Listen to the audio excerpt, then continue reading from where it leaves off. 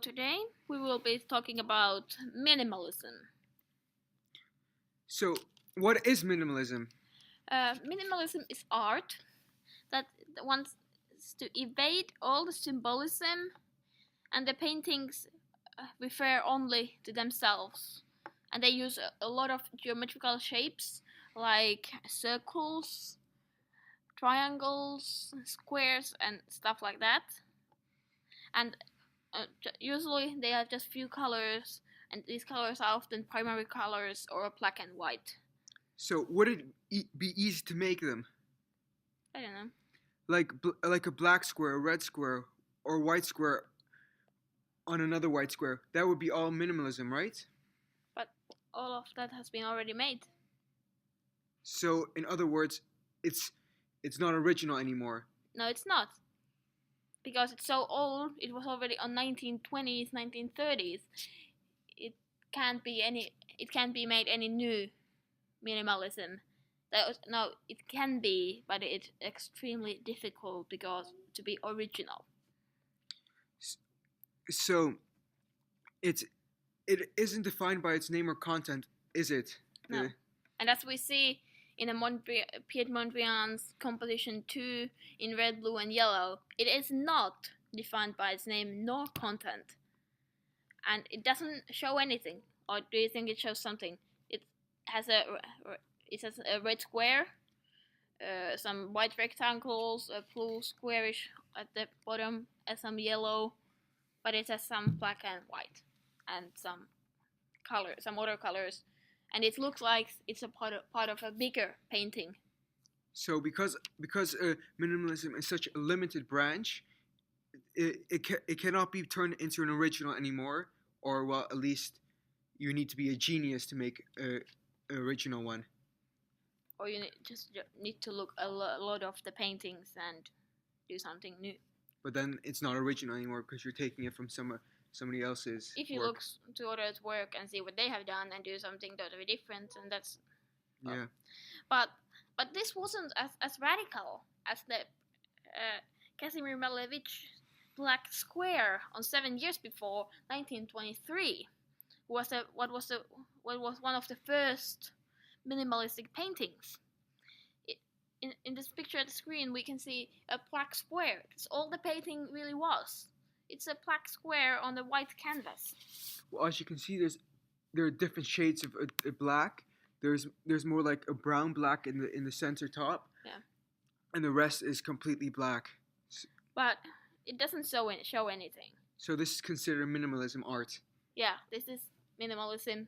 2 examples: Piet Mondrian and Casimir Malevich. So it was an art style that was so simple that it became really hard because it was overdone. And so simple. Yeah. So this is what minimalism is.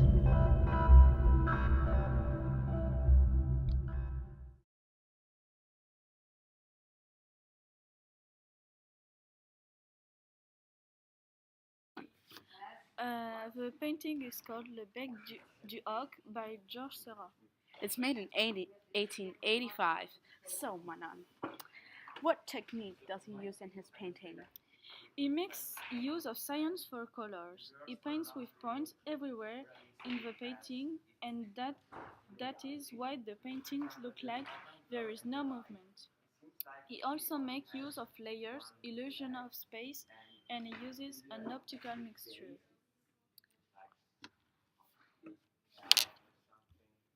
Painting of Impressionism. The painting is called Autumn in Argenteuil. It is made by Monet, and the painting shows the Seine River. So, Annick, what technique does he use? He makes use of mix of colors, and he uses actual things, and he uses um, atmosphere in his paintings, like we are there. He has movement in his paintings, and he paints with lines. Although lines are straight, here it looks like there's like movement in the painting.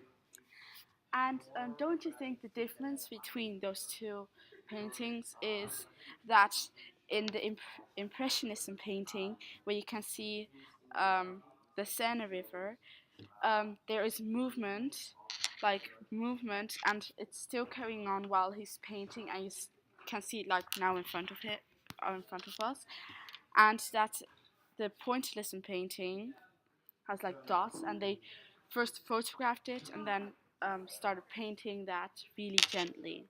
Don't you think that? Is that the difference between them? Yes.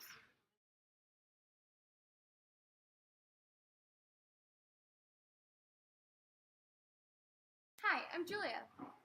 And I'm Charlance. Today we're going to tell you about the painting called The Scream. The Norwegian painter Edvard Munch made the Scream in the year 1893.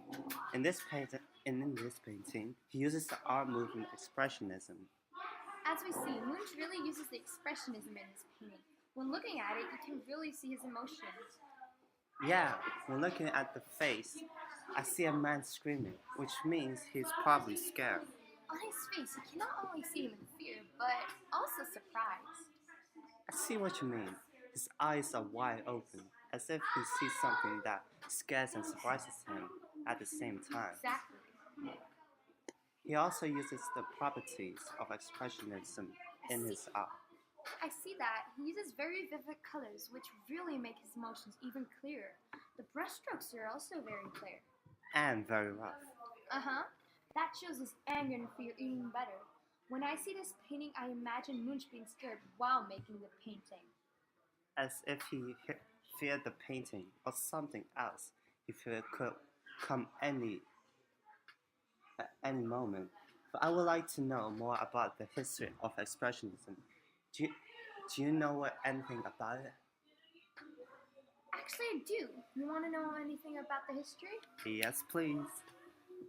Okay, Expressionism came from Germany and was originated in the 20th century. Expressionism art shows a lot of emotional and spiritual vision of the world. The Expressionist artists used a lot of expressive colors, which really show their feelings. In Germany, Expressionism had always existed, but in the 20th century, more artists were inspired and started to use it as well. An example of one of the artists is, as we were talking about, Edvard Munch. Now we know some more about the history of Expressionism and about the beautiful painting, The Scream. Thanks for listening.